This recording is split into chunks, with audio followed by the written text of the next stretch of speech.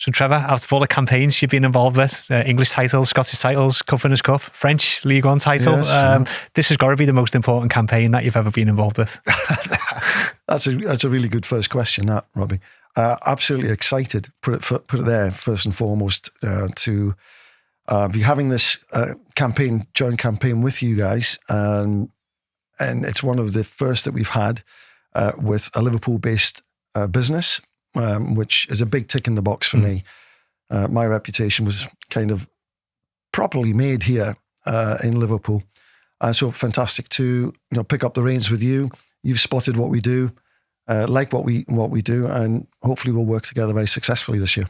It's absolute no-brainer for us to be involved with Mindflow, and I think I think you said to me the first time we met, if you could just save one life, one life for all this effort, if you could save one life, then it's been worthwhile, which is pretty powerful. It is, and I'm a great believer in the why. Why do you do anything? And the why for this is about that. It's the why because we can save a life by joining the dots between football and construction and mental health. There's a lot of men in there who are particularly susceptible to poor mental health. And we feel that is an area where we can have, and that would be a win, it would be a success to do that.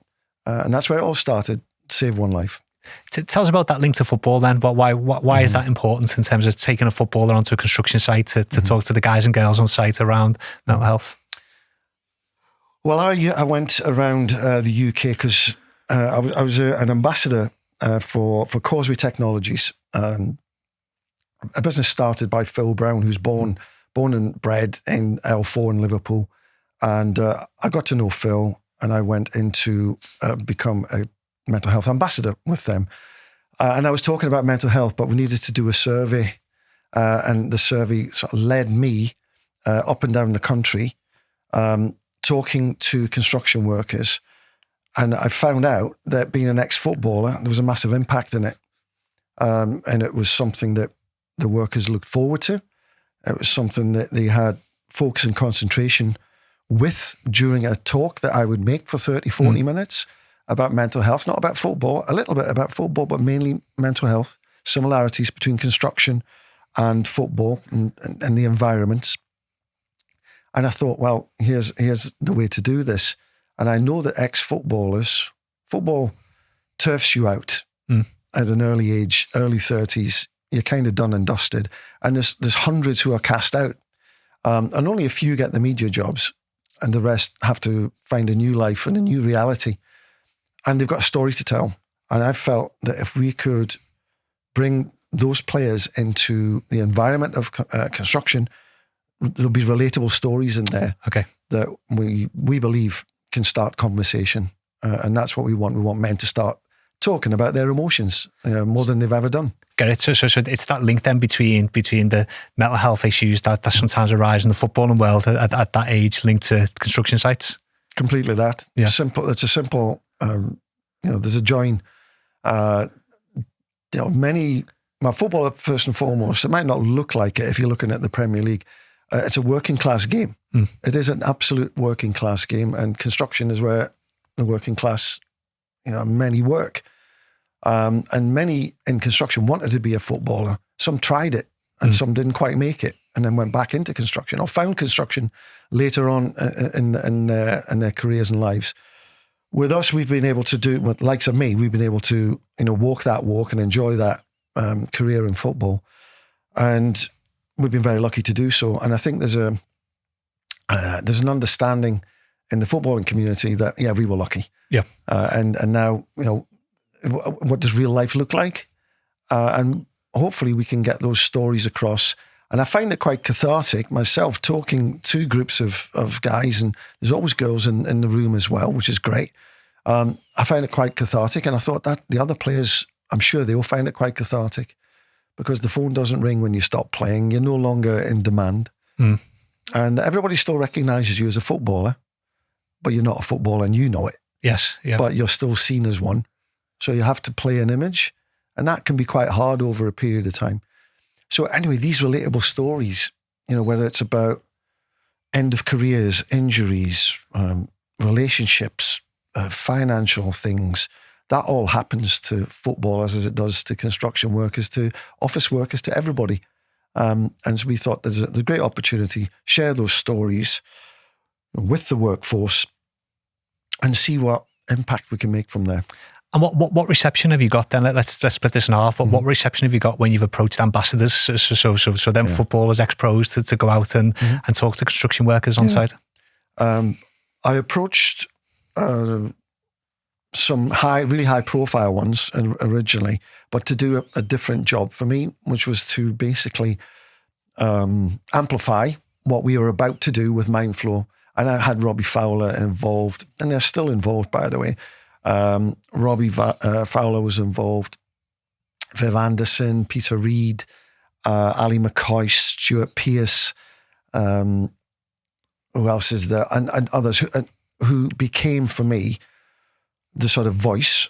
And just next to that, I've got the ambassadors who I've spoken to who would like to go and share their story on site. And I rang them all up. I think only one out of about 15 that I've called said, not for me. Okay. I love what you're doing. But the rest said, yeah, I'd love to get involved in that. And just tell me, how do I get involved? How do I do it? And we show them, and it's a very simple way to present their story and ask.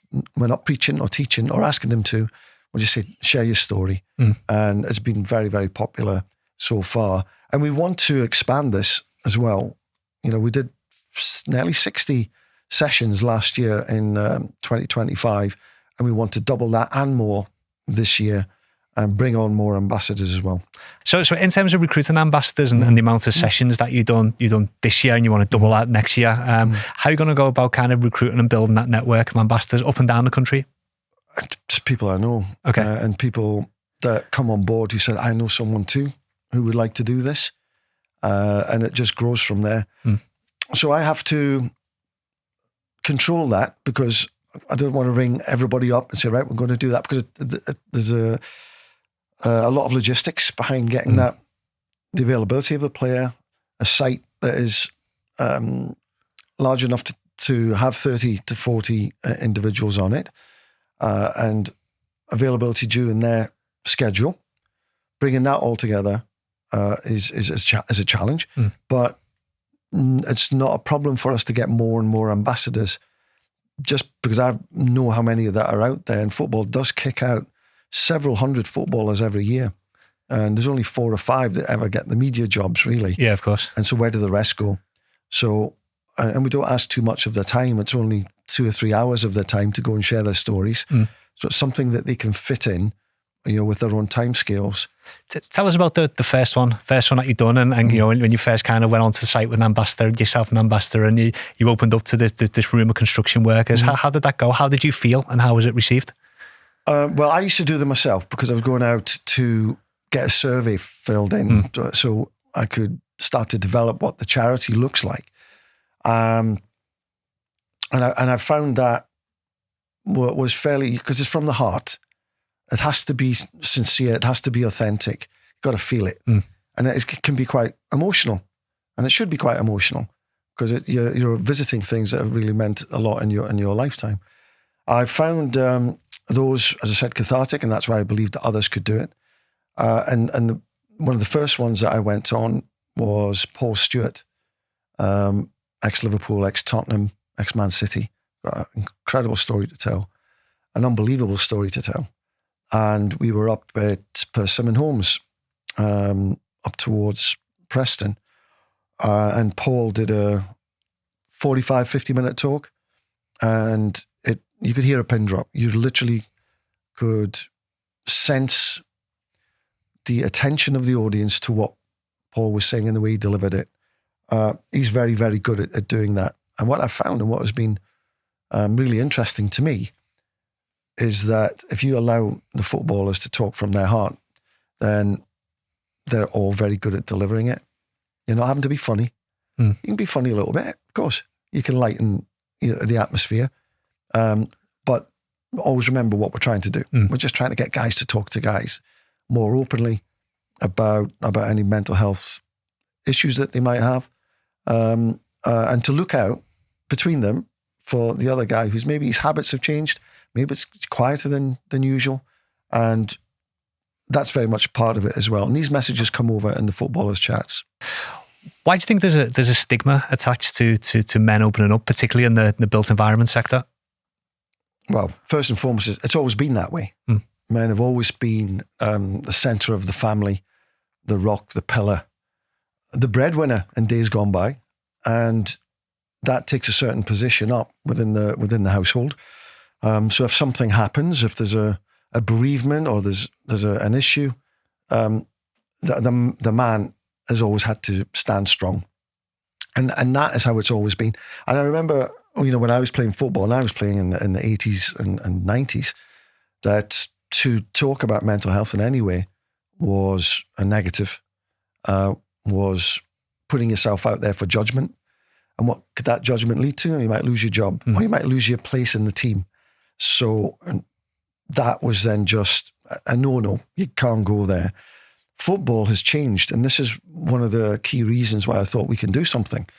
And you see many footballers coming out into the public domain talking about their struggles, their issues, and it could be through anything really that's out there in life. Alcohol, finance, breakdowns in relationships, pressures, bereavements, you name it. It could come from anywhere, and everybody's different. And I think that's one of the key elements to get over, is that everybody's story is different. So we can't assume or judge anyone. We've got no right to do that, but we do it.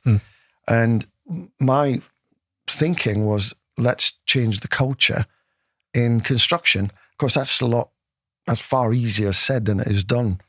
But football has shown out you can do it quite quickly, particularly in the modern age where social media is there and we can get messaging out far quicker than we could ever do. And football has pushed, the accelerator. This is not acceptable, not to be accepting others and being kind to others. And you find that within the game of football now, and it's encouraged. So let's do the same kind of model into construction. And that's where we're trying to go with it. It makes total sense, doesn't it? Because if you're looking at your icons and they're showing vulnerability, then it's easy for you as an individual to show that vulnerability, isn't it? But do you think that's the whole point of doing this? Is it shows with the footballer, ex-player doing it, that it's okay, yes, not to be okay, yes, and it doesn't make you weak to speak. And this is the kind of messaging. I know there's sort of strap lines, etc., but they're very important. Mental health is complex, but it's very simple as well. The underlining thing is, can we be kinder to each other? Can we look out for each other better? Because who knows who's having a bad day? You don't know if I'm having a bad day, Robbie, and I don't know if you're having a bad day.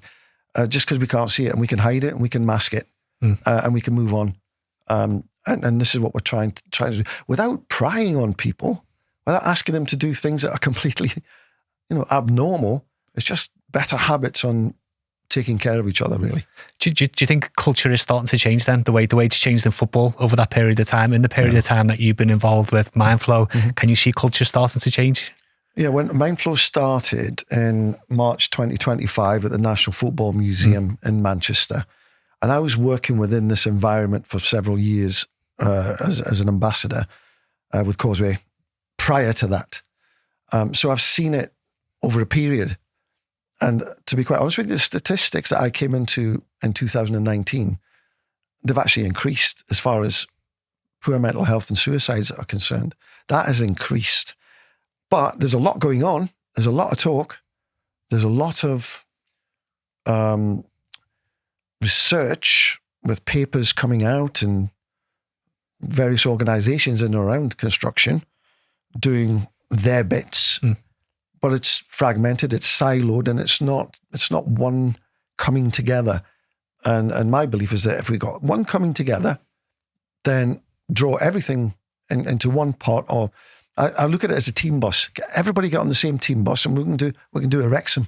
We can get promoted this year, and then we can go again and go again and go again if we've got everybody going the same way. And that is part of what I think we've got the opportunity to do here, is to bring it all together, because if it is fragmented, you'll get a fragmented result. So Mindflow for me is the potential of bringing together in a language that is digestible to the construction industry. It's laced in football, and the construction industry understands football. And that is the element that I want to try and uncover with this. It's shocking, really, because some of the statistics around mental health and suicide rates in the construction industry. I remember when you first told me them when we first met, I had to go and Google them because I didn't actually believe they were true. They are that shocking, aren't they? Yeah, they are. It depends where you read. You're going to get a small variation on it, but talking around 600 suicides last year. 1 in 4 construction workers contemplate suicide. That in itself got me completely, shocked, I would say.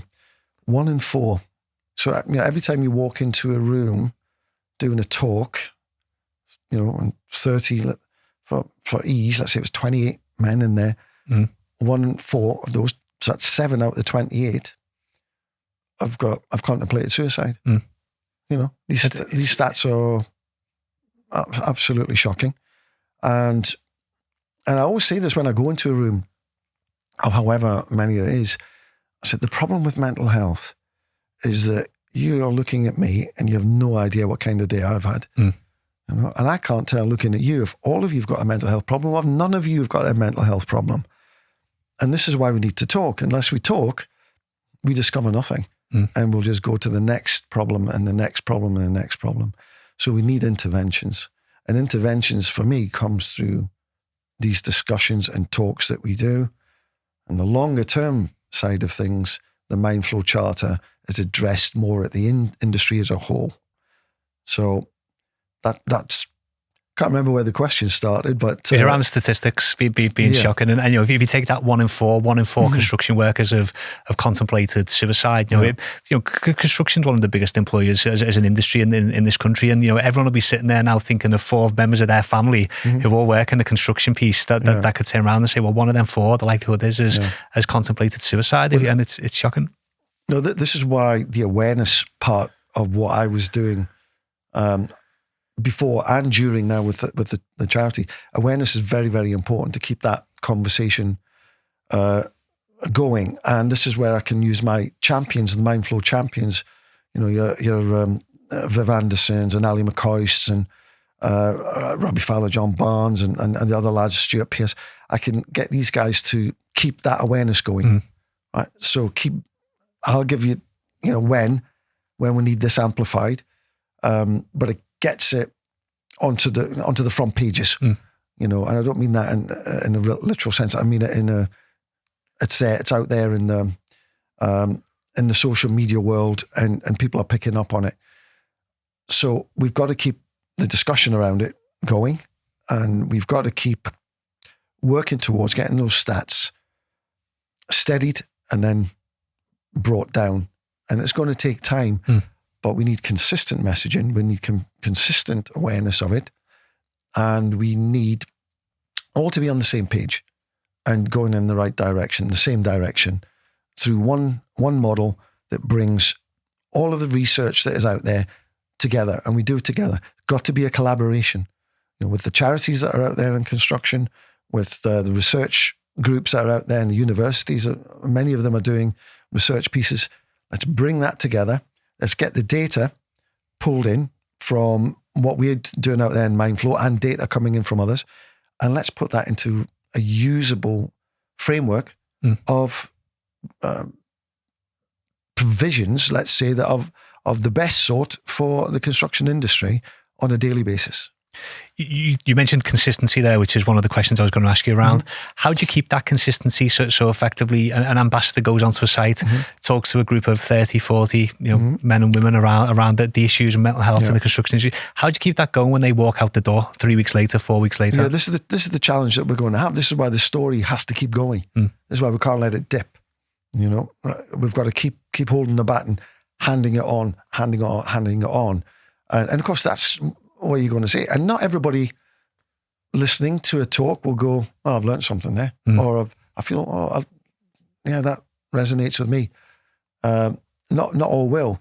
I think when we started this, we talked about saving one life, and that's very, very important. And if we find that needle in a haystack, amongst 30, 40 individuals, that's a massive win, for that person, for their family, for that group of workers who are working with someone, and and even the productivity of of a site. It's so all intertwined. Yes. But if we look after the cutting edge, which is the worker, then we can stop a catastrophe about to happen.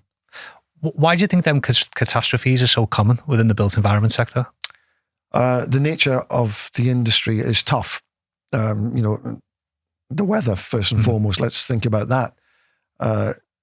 It's tough in any time of year, but really gruesome, in the winter months, and it's dark.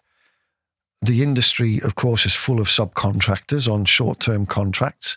There's no security of contract for those individuals, so they're going from job to job to job. So there's financial insecurity. There's traveling to jobs as well, which means, for instance, a group or a contracting business might have a job 150 miles away from where they work. They send their lads over there, and the girls potentially send a group over there that are away from home for a period. And that's not great for relationships. There's issues and pressures with all of that. And then how do you fill your time when you're away from home? You might start drinking a bit too much. You might start gambling too much. It's a difficult place to be. And if you look at the industry as well, it's run on such fine lines financially, is that it's an environment where there's no reward for the worker. Right? There really isn't. You get your pay and that's it. See you tomorrow. Do the same again, please. During football, I think why I became a footballer and why I loved it is because I got a pat on the back when I was 6-year-old and someone said, that was really well done. And you get recognized for a good day, a good thing that you've done. There's none of that in construction. You're left to pick up your salary and turn up tomorrow. And we don't need you now. Thanks very much. Off you go. It's a brutal industry. Is that where the charter comes in then? So some of these kind of deep-rooted problems within the industry, really deep-rooted. So if you think about it, the sending a footballer into site to talk around mental health and get people to open up, that's like the intervention at the end, isn't it, sometimes? I think the charter that Mindflow creating is to try and kind of nip some of these problems in the bud early on. Well, the match-ups are interventions that can happen now because we do those now. The charter is going to be a longer delivery time of getting these provisions picked up and delivered on sites on a daily basis. And we've done it through a football team, right? We've got the goalkeeper down there, and the goalkeeper for us is actually where the Mindflow champions, the best practice sits in the goalkeeper, taking care of all the good practice, which is a reference point. But then in the shirts, 2, 3, 4, 5, 6, 7, 8, 9, 10, 11, we've got number 2, policy. Every business, whether it's large or small, should have a policy. Because if you've not got a policy, you've got nothing to work towards. You've got no reason for dealing with mental health. It gives you somewhere to start. And we work through the team sheet. Number 3 is ownership, 4, 5, governance, 6, 7, 8, up to impact at number 9, 10, 11. What impact are you making? And so that is what we are trying to bring to the industry. Written in the language, it's very, very simple. Do activations, do surveys amongst your people, all sorts within those numbered shirts that the industry, again, can adopt and can understand. And the smaller businesses, and we do know its supply chain is 95% of what goes on in the industry. The smaller businesses can get on the journey as well. Get on the Mindflow journey on mental health, championing mental health in construction. And what we are looking to work towards is that the tier ones, like what we do, what we're suggesting, they adhere to pretty well a lot of it anyway, but they can filter it down. And it starts to improve each and every site on the way down, the smaller sites, and to the smaller businesses. It becomes recognizable. And it's almost like it becomes a framework. It almost becomes like an investor in people kind of thing. And that kind of idea. I get that because if you kind of mandating it at principal contractor level, then effectively there's more chance of it flowing into the supply chain. Correct. And then if you're mandating the principal contractor level that they need to do certain things when they employ a supply chain member, then that then passes down through, doesn't it? So it goes through the chain. It's like a little bit like the pyramid system, in football, that you'd expect that money at the top should be coming down. What we are saying is that the charter, if it comes down from the top, it can disseminate down. It's like the upside down pyramid. It's not the financial pyramid, although you could say that it is as well. But there's that ability to filter down to the industry, and it becomes a recognized, let's say, emblem across construction sites. There are other companies who have a badge in health and safety, etc. Well, let's get Mindflow up there because it is the language of mental health. We want it to be the language of mental health in construction. I think the thing is, though, if you've got that badge because you're doing all this good stuff and you're looking after your supply chain and looking after your workers, then actually every organisation should want that because it's actually something to be really proud of. It should be part of the pre-qualification. That's what we work towards. Are we realistic? As we can't cover all the ground in a fortnight. What we can do is start to get these conversations going, people understanding, if we do this together, then there's a common ground, there's a common language, and if we've got a common language, we can go further, faster. And that's really where we hope to be. As I said, it'll take time, but I'm yet to find a reason why it wouldn't work if it was adopted. We're a charity, not for profit. It's about doing the right thing. Best practice on construction sites can be delivered this way through football because it's the heartbeat of the land. Yeah. What do you think the biggest challenges are going to be then in terms of kind of if you put yourself 5 years in advance and where you want to be compared to where you are now, what would the blockers be to stop you from getting it? If I look at it, I'm thinking, will other research groups, because they've worked on that, would they want to share information with us? Will there be a share of information, or would it be people hogging territory? Okay, that is what I really don't. It's not good for anyone. Yes, we need to bring the best minds, the best ideas, and the best processes under what is mental health, right? And it's different to health and safety. Health and safety has so many different parts to it. Mental health is a far simpler yet far more complex thing to deal with. And the simpler you have it, the better and easier it is to disseminate as a message. If you're getting the message from everywhere, and this is what I said, if we keep doing the same thing, if we can't get our heads together as we should, then we'll be the same place in 5 years as we are now.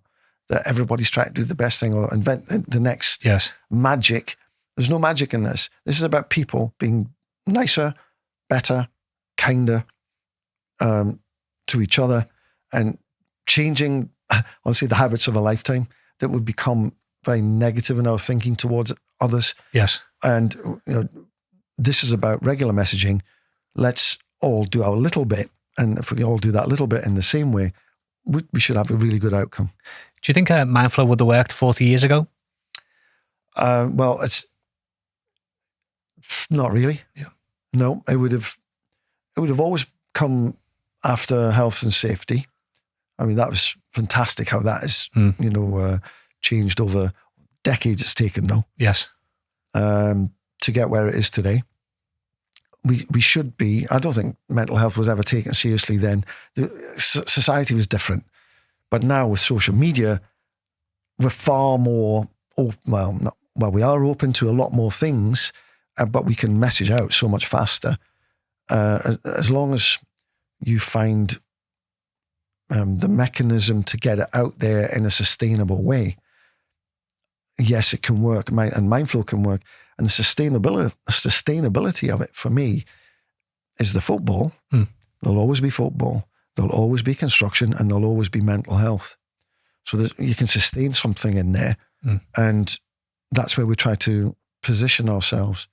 Yeah, because it's interesting, isn't it? Because Mindflow could be to mental health what SSIP or CAS is for health and safety, couldn't it? Absolutely. You need that prerequisites. Absolutely. And we look at CAS and we go like question 76 where mental health is mentioned, and it directs to Thrive at Work document, and it's very small. But it's there, and that's probably where Mindflow fits. I'd love to be in there in CAS, as signpost to Mindflow, as the signpost to Thrive at Work.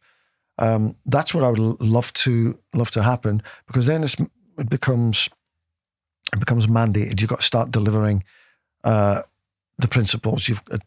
It's an obligation. It's no longer I might do that or I might not do that. It does become pre-qualification. Well, we spoke about this to me around carrot and stick in terms of and Ken's people should need the stick with mental health. It should be carrots, but it will get to the point where effectively it will be mandatory and the stick will have to come in. But it's easy to get distracted in life, isn't it? And work and things that are going on. What we're trying to do with the Mindflow Charter is to say, right, you've got to address this every day. Otherwise, it'll get blown away in the wind. It become not a must do for you, or we'll put it to the bottom of the pile.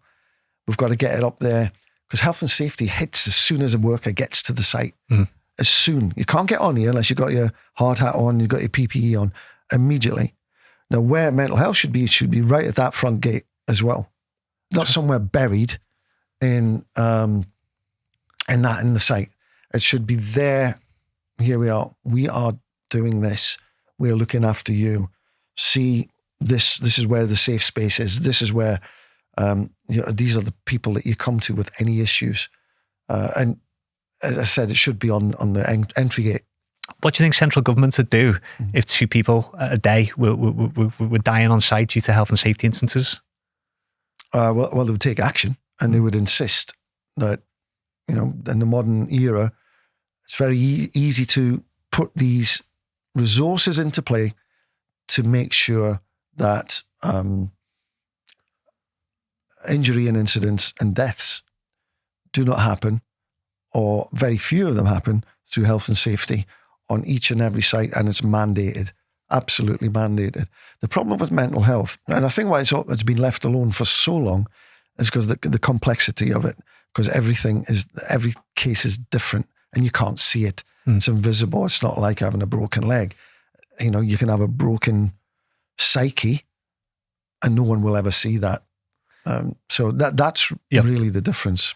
I think one of the reasons why the construction industry has been so successful in eradicating really bad health and safety practices over the years is a cultural change, and that cultural change is behavioural safety, and it's around effectively the whole every principal contract in the land now is like a don't walk by principle, where if you see something that could be a hazard, then you report it, and you won't get lambasted for reporting it. It's that culture change, and I think that needs to happen with mental health. Yeah, 100% it does. Yeah. And those the messaging has to be daily, whether it's for health and safety or whether it's for mental health. And the important thing is not to confuse the two, because they are two completely separate things. And I think in the past, they've been tried because it's easier, just stick the mental health into the health and safety. And it's like Kaz has got the question 76. Yeah, it's far more important than that little bit, within that document. It's just so important to have consistency of messaging. Now, if we're going to take mental health to another level and start to see impact, health and safety took decades to get where it is. We haven't got time for that. Yeah, there's no, and why should we? We shouldn't allow that to happen.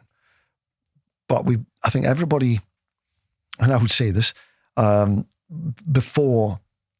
The approach that we've got, hooking into football, I've tried to find the solutions independently, and everybody's coming up with a snapshot, whether it was a snapshot in 23, a snapshot in 25, but there's snapshots, but there's not a vehicle to actually put those ideas into practice. We've kind of made it digestible by using the football dressing, because it's the language of the workers and the management. and it's a meeting ground for both. You know, where there's a gap between the workforce.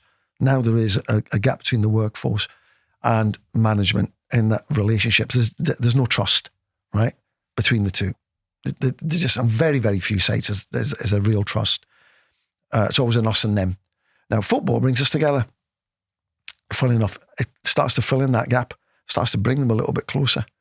And if we can make that part of the everyday conversation, and it already is between many on sites, but it kind of doesn't go. And we kind of use the phrase, talk football, talk mental health. So use football. This can lead into mental health. And yeah, recognize that it can. It's a conversation starter, football, of course it is. But it could also lead to, anyway, you could talk to your mate and say, anyway, you got the better of us on Saturday or whatever. Anyway, are you all right, mate? Because let's go and have a coffee. I saw you sitting on your own the other day. If you fancy, we can go and have a coffee. And that's the kind of simple approaches that I think are so underrated. The starting point of a conversation. So obviously Black Capital Group have partnered with Mindflow this year as our chosen charity of choice, and hopefully beyond. But what would you like from us in terms of a partnership? Well, first and foremost, I've got to thank you, Robbie, and the Black Capital Group for showing interest in us. We've met along the way over the last 18 months and got to know each other that bit better. You understand what we're doing now, and now we've grown to know you and the enthusiasm within your group for good causes. And we're delighted that you've chosen us to align with us this year. What do we want from you? We just want you to get the messaging out first and foremost for us. We know that you touch a vast group of businesses in construction. It's relaying that to those businesses. Awareness, amplifying what we do, particularly about the messaging of what we are and what we're trying to do. And this conversation today has been great because it cements your understanding of what we do. And we've had many a conversation now. And again, this one, is good for me because it does see where we are absolutely aligned in what we want to try and achieve.